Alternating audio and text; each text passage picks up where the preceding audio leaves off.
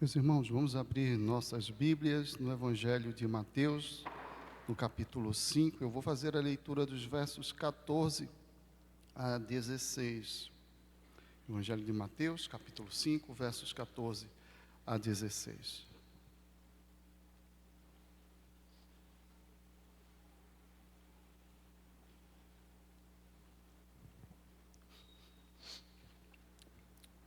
Acompanhe a leitura que farei, com fé, alegria no coração, é a palavra de Deus. Vós sois a luz do mundo. Não se pode esconder a cidade edificada sobre um monte, nem se acende uma candeia para colocá-la debaixo do alqueire, mas no velador, e alumia a todos os que se encontram na casa. Assim brilhe também a vossa luz diante dos homens, para que vejam as vossas boas obras e glorifiquem a vosso Pai que está nos céus. Vamos orar. Ó Senhor, Deus bendito, nós com o coração tomado de fé, de santa expectativa diante da Tua palavra, te rogamos, ó Deus, a maravilhosa bênção de que Teu Espírito nos ilumine o entendimento, que o Teu Espírito trabalhe o nosso coração, que o Senhor nos admoeste, nos exorte, nos anime com a Tua palavra, Senhor, que ela fale profundamente ao nosso coração, que não só o nosso entendimento, mas as inclinações do nosso coração, nossas vontades e atitudes respondam positivamente à Tua palavra, para a glória do Senhor, para nosso crescimento, para a nossa maior entrega a Ti, é que nós oramos, em nome de Jesus. Amém. Meus irmãos, em seu livro O Chamado, o escritor norte-americano Os Guinness relata um episódio um tanto pitoresco ocorrido na Casa Branca. Ele conta a experiência de Arthur Burns, um economista que foi uma espécie de consultor, né, nos governos norte-americanos ali nos anos 70 e 80, um economista americano, mas de origem judaica. E havia uma reunião informal de oração que costumava acontecer na Casa Branca e certa vez decidiram convidá-lo, não é? Porque ele era uma pessoa benquista, circulava bem em todos os corredores. E então, mas a pessoa que estava conduzindo a reunião naquela ocasião não lembrou que o Burns era judeu e pediu para ele encerrar a reunião com uma oração naquela ocasião. E ele orou mais ou menos assim: Senhor, eu te peço que tragas os judeus para conhecerem Jesus, te peço que traga os muçulmanos para conhecerem Jesus, e te peço que tragas os cristãos para conhecerem Jesus. Certa vez, Mahatma Gandhi, né, o pacifista, não é, da causa indiana, comentou de forma pouco pacífica, né, e bem provocativa: eu seria cristão, certamente, se os cristãos o fossem 24 horas por dia. Eu sei que, se você é um pouquinho parecida comigo, você já deve ter ficado um pouquinho na defensiva. Esse Burns provocou o pessoal na sua oração lá, não é? O grande, né, de outra fé, de outra confissão, provocando a fé cristã. Mas, por outro lado, reconheçamos, né, o testemunho nosso, o testemunho cristão, pode e deve ser melhor, não é? Nós poderíamos ser cristãos um pouco mais de horas por dia, agir com maior coerência, não é? Com a fé que professamos.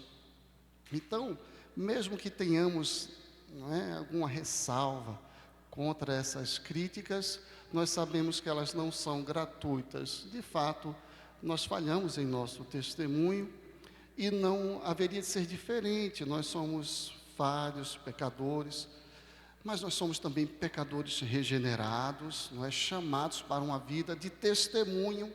Ouvimos hoje pela manhã aquelas marcas, aquelas características da caminhada cristã, da vida cristã, da nossa fé, da nossa vivência. Temos ouvido ao longo dos últimos domingos, não é, acerca da verdadeira piedade, daquilo que Deus tem incutido em nosso próprio coração.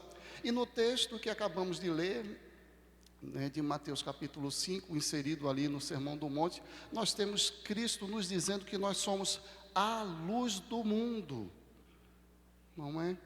Que as pessoas devem ver a nossa luz brilhar a partir de nossas obras e dar glória ao nosso Pai que está nos céus. Como você sabe, então, esse contexto do Sermão do Monte, né, como nos informa Mateus lá no início do capítulo 5, Jesus viu as multidões, não é? Tomou assento ali no monte, naquele lugar, para falar às pessoas. Seus discípulos se aproximaram, ele passou a ensiná-los, não é? Penso que uma boa interpretação é ensiná-los a ambos, discípulos e multidões. No final do relato de Mateus, no fim do capítulo 7, ele diz que as multidões estavam impactadas com o seu ensino. Então, é um ensino para aquele que já é discípulo, é ensino para aquele, na perspectiva humana, né, potencial discípulo, porque nós não sabemos quem são os eleitos, mas sabemos que eles estão, não é, no mundo e que devem ser alcançados. E Cristo assim falou, digamos, naquela aula ao ar livre, talvez de uma forma mais apropriada e direcionada aos discípulos, mas certamente na presença das multidões, e ali muitos certamente creram. E a essa altura, não é Cristo que nos lembra de como devemos orar, como devemos exercitar a piedade, dar esmolas, fazer o jejum, como temos aprendido. Cristo que nos lembra que nossa justiça deve exceder em muito a dos escribas e fariseus, por ser uma justiça externa, hipócrita. Ele começa o Sermão do Monte destacando aspectos no coração, na índole e no caráter daquele que pratica boas obras. Não é porque nascidos de novo, porque cidadãos do reino, e nós temos assim esta ética do reino, essa postura, essa vida que brota da vida que Ele mesmo nos deu. E é por isso que nós temos as chamadas bem-aventuranças, não é, que falam de caráter, um caráter pacífico, reconhecedor da miséria espiritual, o caráter daquele que tem fome e sede de justiça e assim por diante, e recompensado com o Pai, com o reino, com o ser reconhecido como filho de Deus. E nesta altura, após dizer que devemos até nos alegrar quando somos injustiçados, defamados, em nome do Senhor, ele diz que nós somos o sal da terra. Ele diz que nós somos a luz do mundo. Ele nos lembra de que este mundo apodrece e precisa do sal. Ele nos lembra de que este mundo está em trevas e precisa de luz. E este sal e luz somos nós. E certamente o Senhor está apontando para esse testemunho, para esta vida que impacta, de modo que nós estamos propondo mesmo, como consideração dessa breve passagem, o tema testemunho cristão, luz do mundo para a glória de Deus, conforme você vê aí na liturgia que está no boletim que você tem à sua disposição. E eu gostaria de destacar aqui pelo menos 3 aspectos desta verdade mais básica. Cristo aqui está nos informando a nossa identidade, nós somos a luz do mundo.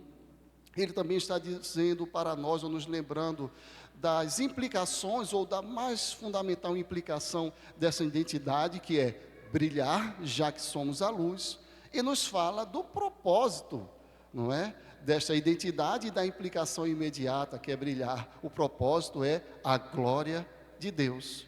Vamos olhar brevemente, mas com cuidado e grande interesse, para esses 3 aspectos do nosso testemunho, a partir do que Cristo afirma, não é?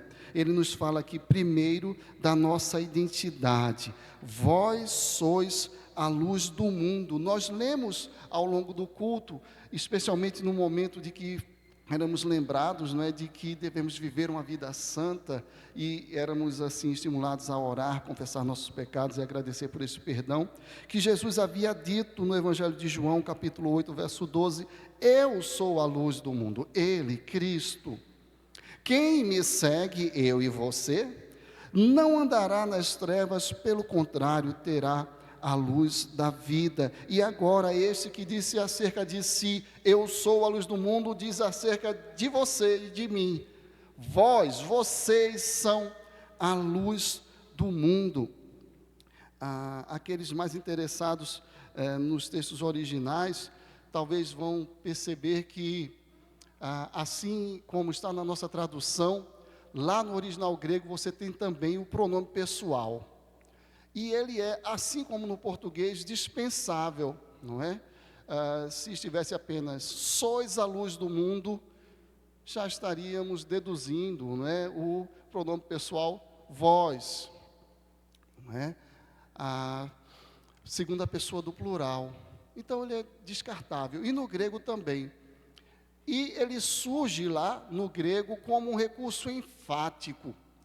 O que Jesus estava ali destacando, e o registro de Mateus então resguarda isso, é que vocês mesmo, vocês e não outrem, vocês, meus discípulos, vocês que estão comigo, que me seguem, que não andam em trevas, mas têm em si a luz da vida, vocês e ninguém mais são a luz do mundo. Isso é um grande privilégio, isso é obviamente, você deve estar sentindo o peso da responsabilidade, é uma grande responsabilidade, mas é acima de tudo uma grande verdade. Talvez tomados de um pudor indevido, nós poderíamos pensar assim: mas pastor Jailson, eu me conheço, a luz do mundo sou eu, esse mundo, não é? Quem sou eu para pensar que sou a luz do mundo? Cristo está dizendo: você é a luz do mundo. Palavra daquele que é Ele próprio a luz do mundo. Ele nos lembra: se estão em mim, vocês são a luz com a qual o mundo pode e deve contar, inclusive a única luz com a qual esse mundo deve contar. Esse uso enfático desse pronome nos lembra: nós os cristãos, somos a luz do mundo, não é? O termo, ou o verbo ser, está tanto no original como no nossa tradução em português, no tempo presente, né? Indicativo presente. Então, é aquele modo da certeza, isso é algo certo, não há dúvidas acerca disso, e é algo perene, no sentido de ser uma ação que continua, que permanece, não é? Nesse aspecto, assim como no português, mas de forma ainda mais enfatizada, na gramática grega, essa peculiaridade, né? O tempo presente é algo que está acontecendo e não há previsão de parar. Então, eu e você somos a luz do mundo e continuaremos sendo. Não depende de nós. Mas pastor, e quando essa luz não está brilhando? Cristo vai falar dessa incoerência. Ela é uma possibilidade. Isso não muda de que você é a luz do mundo. E se eu e você não brilharmos, outra não brilhará. Esta é a luz do mundo, continuará sendo a luz do mundo, a igreja de Cristo. Nós e somente nós. Então, em vez de pensarmos assim: mas não é bom que seja assim, porque às vezes eu não brilho, deveríamos pensar o contrário: é bom que eu brilhe, porque é assim. Percebe? Inverta, não é? Esse falso pudor, esse falso zelo e cuidado. Uma vez que eu sou imperfeito, seria bom que não fosse assim, mas é assim. Então é bom que você brilhe mais, que eu brilhe mais, que brilhamos mais constantemente, porque a fonte dessa luz continua, a fonte não falha, porque é dele que procede. Então, ao nos falar desta nossa identidade, nós somos a luz do mundo, nós, somente nós, e não haverá substituição, não dá para tirar uma trégua, nós somos sempre a única luz. Tanto é que a tradução novamente preserva as ênfases devidas, né? A luz do mundo. Não há outra luz com a qual esse mundo deva contar. Nós somos a única luz com a qual esse mundo pode contar. Isso em termos morais, não é? Nós temos um maior e melhor fundamento para a moralidade. Deus mesmo restaurando em nós a sua imagem santa. Eu gosto de brincar com os meninos das turmas de ética, lá no Mackenzie, né? Aí eu coloco lá a Declaração Universal dos Direitos Humanos e peço para eles lerem o preâmbulo. É um texto rapidinho e tudo, né? E o preâmbulo é a justificativa. Por que que os direitos humanos devem ser observados? E aí eles chegam à conclusão, né? Eles são muito inteligentes, de que é por causa da dignidade humana.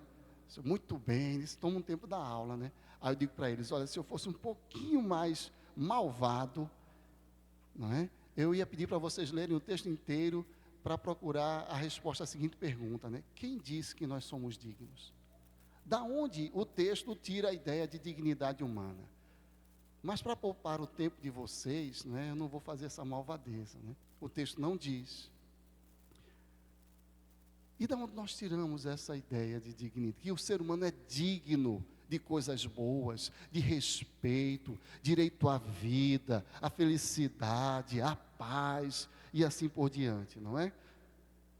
Senão do fato de ser o ser humano, imagem, semelhança de Deus, de onde procede toda a dignidade, não é? E eles são levados a pensar um pouquinho sobre isso.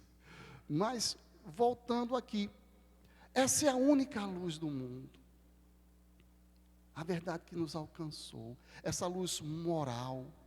Em termos intelectuais também, as Escrituras nos falam muitas vezes, né, fazem esse contraste entre luz e trevas, não só em termos morais, pecado e vida santa, impiedade e vida piedosa, mas também falta de sabedoria, loucura, imprudência, não é? E atentar para a sabedoria mais básica, mais fundamental, como nos lembra o sábio o salmo sapiencial, o salmo de sabedoria, o salmo 1. Essas coisas se encontram, moralidade e sabedoria, aplicação devida da inteligência que Deus nos deu como dom, não é?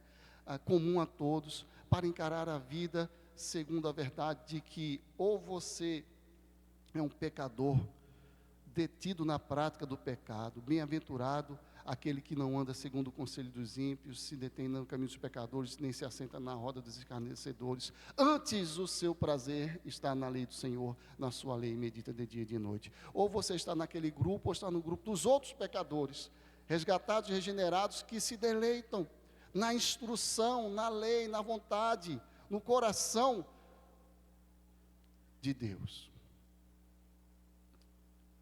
E, sobretudo, do ponto de vista espiritual, não é? Também nós somos a única luz para este mundo. Nós andávamos em trevas, Ele nos resgatou das trevas para a sua maravilhosa luz, não é? Nós somos nação santa, não é? Somos raça eleita, mas vós sois raça eleita, sacerdócio real, nação santa, separada, povo de propriedade peculiar, exclusiva, diferenciada de Deus, porque Pedro tinha em mente, né, as palavras de Moisés ao povo, lá em Êxodo 19, porque a terra inteira é do Senhor, mas nós somos dele de uma forma diferente, peculiar, a fim de proclamarmos, ou de proclamardes as virtudes daquele que vos chamou das trevas espirituais para a sua maravilhosa luz. Então, essa é a verdade sobre quem nós somos. Óbvio que nós podemos, eventualmente, nos decepcionarmos com a incoerência de nossas ações e, muitas vezes, não agirmos de forma coerente com a nossa identidade, mas ela não muda por causa disso. Nós somos a luz do mundo, a única luz com a qual o mundo pode contar. O apóstolo Paulo recebia críticas naquele contexto grego, sobre o qual ouvimos um pouco esta manhã, porque passaram ali por Filipos, Bereia, Tessalônica, na própria Atenas, e então Corinto, e naquela experiência, muitos se converteram, houve restauração de vidas, mas houve muita resistência também, não é?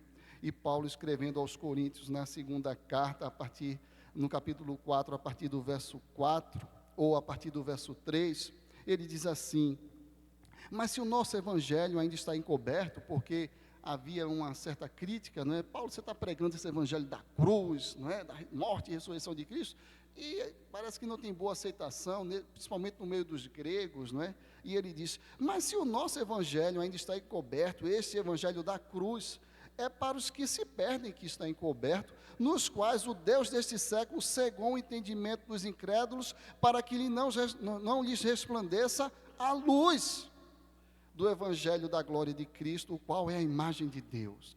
A única luz precisa vir de nós, da proclamação, do testemunho.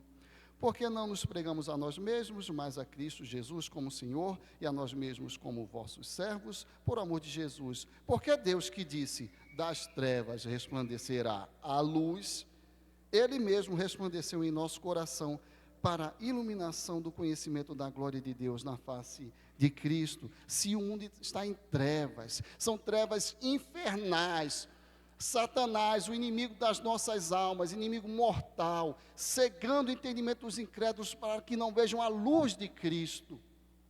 E Paulo, eu continuo pregando esse evangelho, porque aquele que no princípio disse: haja luz, o Senhor mesmo resplandeceu em nosso coração. E o testemunho da conversão de Paulo ilustra isso tão bem, não é? Tornou-se cego por aquela luz que brilhava mais do que o sol ao meio-dia. Nós cremos que por meio do nosso testemunho, cremos porque assim somos instruídos, cremos porque Deus ou Cristo mesmo testifica disso: vós sois a luz do mundo. Deus resplandecerá nos corações, e haverá salvação, e haverá transformações de vida, e esse mundo necessitado de luz verá brilhar a luz da glória de Cristo pela fé. Bem, e nós estamos obviamente já caminhando para a implicação dessa identidade, não é? Nós somos essa única luz, portanto devemos brilhar, como prometemos. Nossa pretensão é sermos breves, não é? Os versos 14 e 15 nos falam desta implicação necessária, imediata, inevitável, não é? Não se pode esconder a cidade edificada sobre um monte, não dá. Eu me lembro que uma das experiências assim gostosas de quem está chegando, né, numa nova experiência. Então, nós moramos 2 anos em Campinas, né? E num desses anos nós servimos num ponto de pregação em Piracicaba, e no ano seguinte em Sorocaba também. E uma coisa que eu gostava, né, nessas viagens, né, era quando você estava na rodovia e começava a ver as luzes da cidade que se aproximava, ou da qual nos aproximávamos, né? E sempre me ocorria essa passagem: não se pode esconder uma cidade edificada sobre um monte, né? Sua luz estará brilhando, as pessoas verão. Não se pode esconder a cidade edificada sobre um monte, nem se acende uma candeia para colocá-la debaixo do alqueire, mas no velador, e alumia todos os que se encontram na casa. Assim brilhe também a vossa luz diante dos homens. Até aqui. Cristo está, obviamente, apelando para o senso de razoabilidade das pessoas, dos seus ouvintes, portanto, nosso, não é? Se somos a luz, devemos brilhar, não faz sentido, não é? Ninguém edificou a cidade em cima do monte porque pretendia escondê-la. Era para ser vista, coisa bonita, coisa boa, não é? Ninguém acende a candeia e coloca debaixo do balaio, né? O alqueire é uma espécie de balaio, um cesto, acender a luz para esconder a luz. Não, coloca lá no velador. Ela vai iluminar todo mundo que entrar. Todo mundo será abençoado com a emissão da luz, não é? Será beneficiado. Essa é a lógica, esse é o sentido. E aí Cristo diz assim, dessa forma, assim brilhe também. O assim que Cristo usou aqui, ele não é aquele assim lógico, conclusivo, não é? Já que é assim, portanto, assim, né? Não, esse assim aqui é comparativo, não é? Brilhe do mesmo jeitinho, tá? Do mesmo jeito que a candeia foi acesa, colocada no velador, e então ela irradia a sua luz. Esse é o nosso modelo, não é? Nós somos chamados a brilhar, e aqui Cristo nos traz assim, certamente, uma revelação, instruções muito profícuas e impactantes para entendermos essa coisa de sermos a luz do mundo e brilharmos diante deste mesmo mundo. Brilhe deste jeito. Note que a referência, né, tanto a cidade como a candeia, é feita na voz passiva. A cidade foi edificada e a candeia foi acesa. Vamos pegar aqui o exemplo da candeia, né, que fala mais diretamente de luz, para ficar mais didático. Não que a cidade deva ser desprezada, se Cristo usou, é também um bom exemplo, mas pedagogicamente, pensando assim, não é? A candeia foi acesa, ela não tem condições de acender a si própria, não é? Assim nós. Assim nós. Lembra quando ele falou que ele era a luz do mundo? Ele disse, quem está em mim, quem me segue, os meus, portanto, seus discípulos, não é? Eu sou a luz do mundo, quem me segue não andará nas trevas, pelo contrário, terá a luz da vida. Essa nossa luz do mundo, e por isso, não é, aqui nós entendemos um pouco melhor. Mas pastor, eu sou a luz do mundo, mas às vezes ela não brilha, mas deveria brilhar. Fomos chamados para isso, essa é a nossa identidade, e, digamos assim, o meio pelo qual eu e você brilharemos mais, é estarmos mais unidos a Cristo, que é a fonte mesma dessa luz. Nós somos luz derivada, andando mais com Cristo, buscando mais ardentemente a Cristo, mais ardentemente brilharemos, simples assim. Ele é a luz, nós somos a luz por estarmos nele. Então, o nosso testemunho falha na medida em que nossa relação, nossa proximidade com a fonte mesma da luz falha. Porque a fonte nunca falha. Ele é a luz, sempre. Nós somos sempre a luz porque estamos ligados a Ele, e Ele, que é fidelíssimo, não se aparta de nós, não nos abandona, não retira de nós esta identidade. Portanto, se por um lado isso serve de exortação, não é para reconhecermos e pedirmos perdão, porque nossa luz às vezes fraqueja, porque nos afastamos da fonte da luz. Por outro lado, serve de estímulo, de ânimo, para nos alegrarmos, nos animarmos e corrermos para essa fonte de luz com maior constância, buscarmos mais a Ele. O escritor aos Hebreus nos anima nesse sentido, não é? Que nós devemos assim colocar o foco em Cristo, olhando firmemente para o autor e consumador da fé, Cristo Jesus, correr a carreira cristã com foco nele. Enquanto isso, a gente vai tirando tudo que não presta, pecado, todo o peso e o pecado que tenazmente nos assedia. O foco é Ele. Então, esta nossa luz, que é Ele próprio, brilhará mais na medida em que estivermos mais unidos, ligados, buscando ao Senhor. Brilhe assim, brilhe do mesmo jeito, a semelhança, siga o exemplo, entenda. Assim como a candeia, assim brilhe o meu povo, uma luz derivada.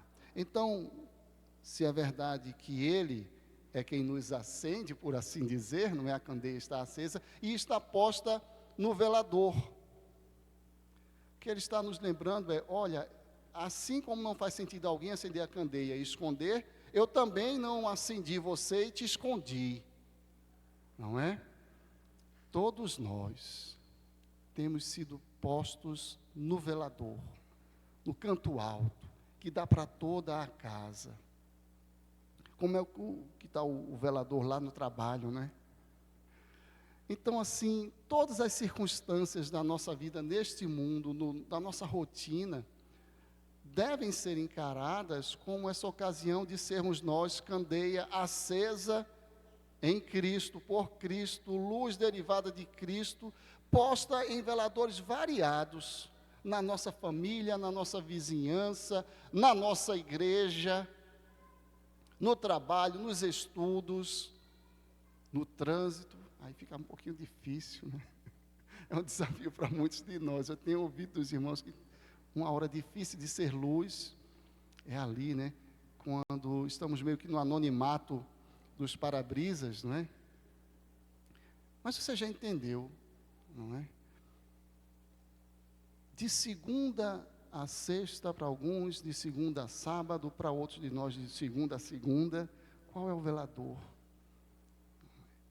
Que pessoas têm tido a vida delas movidas pela providência salvadora, trazidas até você, luz do mundo, para verem a sua luz brilhar. São muitas, não são? Brilha a vossa luz assim, com essa consciência de que é luz derivada, mas derivada da luz do mundo, da luz do universo, da luz da vida, da luz celeste. Brilha essa luz, assim, com essa consciência, tanto de que depende dele, e é tão bom depender porque ele não falha, quanto do fato também, conscientes do fato de que ele colocou você para brilhar na vista de todo mundo, seja esse mundo um número maior ou menor de pessoas, ele tem colocado você ali, e essas pessoas verão eventualmente, e darão glória a Deus. Estamos caminhando, portanto, para este propósito, não é? Então, nossa identidade, a implicação imediata, brilhar, e o propósito, não é, de sermos a luz do mundo, de sermos chamados para brilhar.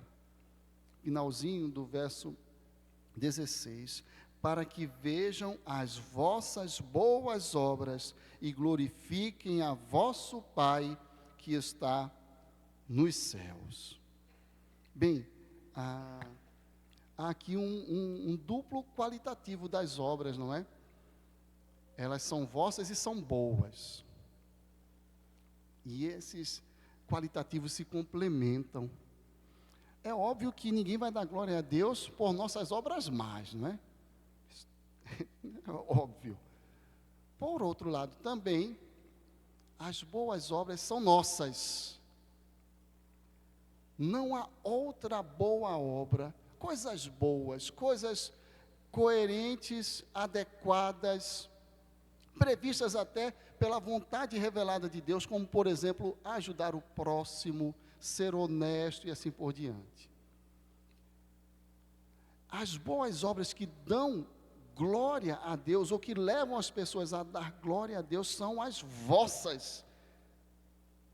Novamente, há uma ênfase aqui. As boas obras de vocês serão vistas. Isto levará pessoas a dar glórias ao vosso Pai, o Pai de vocês, que está nos céus.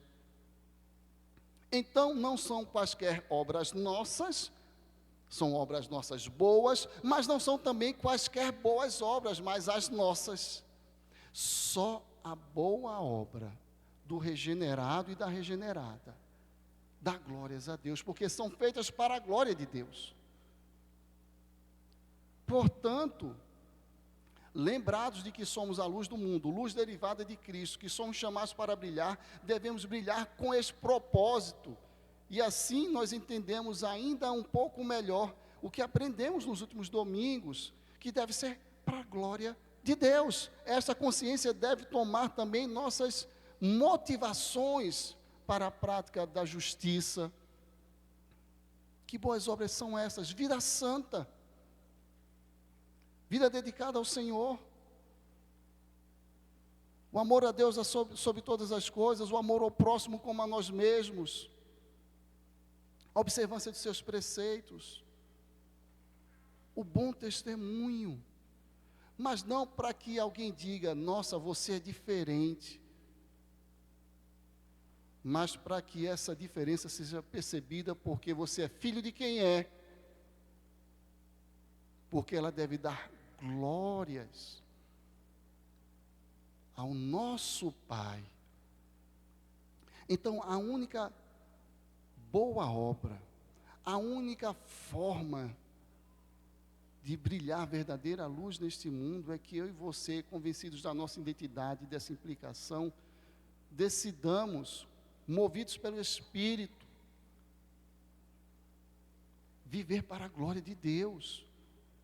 E assim, ajustar nosso procedimento, nosso comportamento, nosso testemunho, não apenas para uma coerência entre discurso e prática, não, mas por causa de uma convicção mais profunda, de que aquele que nos criou, aquele que é a luz do mundo, disse de nós, nós somos a única luz deste mundo, isso não vai mudar, somos e continuaremos sendo, somos chamados a ter essa consciência de que nele temos esta luz para irradiar e dar glórias a Deus, e assim sermos convencidos de que o propósito da nossa vida é glorificar a Deus, nos deleitarmos, gozarmos o Senhor aqui e eternamente.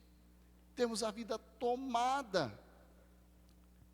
Você certamente já ouviu alguém dizendo assim, eu me encontrei em tal área, ou seja, eu estou fazendo aquilo que parece que é a minha vocação, aquilo que é aquilo para o que eu existo nesse mundo, que dá sentido e significado. Já ouvi alguém conversando mais ou menos assim, não é? Aqui Cristo mostra isso de forma irrepreensível, irretocável. Nós somos a luz do mundo, é a nossa identidade. Só estaremos, digamos assim, alinhados, só nos encontraremos quando, reconhecendo essa identidade, reconhecendo que essa luz vem dele, nos apegarmos a ele e quisermos, tomados pelo ímpeto do Espírito que nos molda, que nos influencia, que nos santifica, que nos conduz à vontade do Pai, e assim vivemos para a glória de Deus, motivados por esse propósito, é para a glória do meu Pai. Eu quero ver o seu nome glorificado neste mundo, e é para isso e por isso que eu vivo uma vida cristã coerente. Não é para não ser acusado de eventual incoerência. Não é para fugir da oração provocativa do Arthur Burns ou da crítica, não é? Nada doce do Gandhi. Não é para isso. É para que o meu Pai, o nosso Pai, seja glorificado, porque esse propósito consome, queima o nosso coração. Nós queremos do fundo da nossa alma. Então, meus irmãos, que o Senhor realmente nos desperte para essa verdade tão básica. Nós somos a luz do mundo por estarmos em Cristo. Nós somos chamados, Ele mandou, brilhe desse jeito. Não é só uma questão de coerência, não é brilhe portanto, é brilhe desse jeito. Com a assunção dessa consciência e vendo que a luz existe para brilhar e que eu sou a fonte da sua luz. E brilhe motivado para que a glória seja dada ao nosso Pai. Meus irmãos, quem disse isso foi aquele que, entregando-se por mim e por você, teve sobre si os céus escurecidos do meio-dia às 3 da tarde. Deveria estar sol a pino, não é? O momento do dia em que o sol brilha mais forte, houve escuridão. A luz do mundo estava ali, bradando, Deus meu, por que me desamparaste? Mas, nos primeiros raios de sol daquela manhã de domingo, a luz brilhava, estava ressurreto. Foi assunto aos céus, como lemos hoje na aula da escola dominical, né? Na vista dos discípulos. Voltará e seremos resgatados para aquela cidade em que não haverá noite, que não depende de outras luzes, senão Ele mesmo, que é a luz do mundo. Eu lhe convido a lermos juntos o texto que foi lido no começo da nossa adoração esta noite, Apocalipse 21, versos 23 a 27.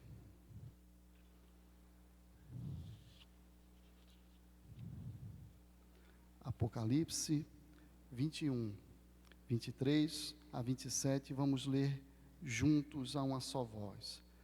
A cidade não precisa nem do sol, nem da lua, para lhe darem claridade, pois a glória de Deus a iluminou. O Cordeiro é a sua lâmpada. As nações andarão mediante a sua luz, e os reis da terra lhe trazem a sua glória. As suas portas nunca jamais se fecharão de dia, porque nela não haverá noite. E lhe trarão a glória e a honra das nações. Nela nunca jamais penetrará coisa alguma contaminada, nem o que pratica abominação e mentira, mas somente os inscritos no livro da vida do Cordeiro. Amém. Deus seja louvado. Nós vamos entoar o hino Brilha no Viver, número 320 do Inário Novo Cântico.